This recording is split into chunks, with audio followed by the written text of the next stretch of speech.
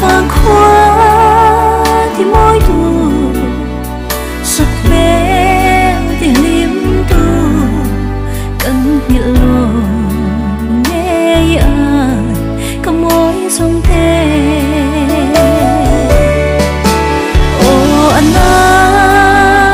em mang chiều cần hay nghe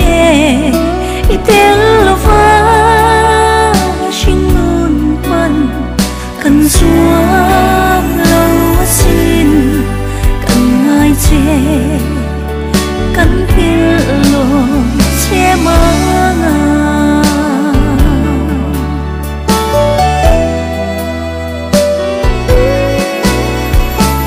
em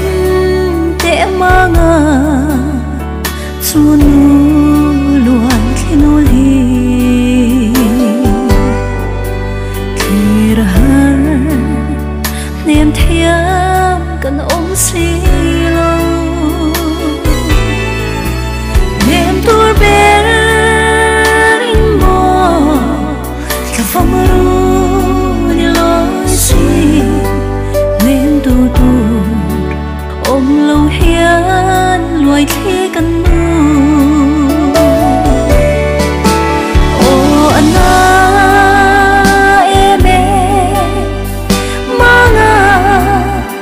chiều cần hay nghe tiếng lo phá xin luôn quan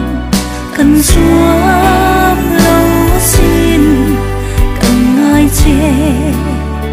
cần phiền lo che mang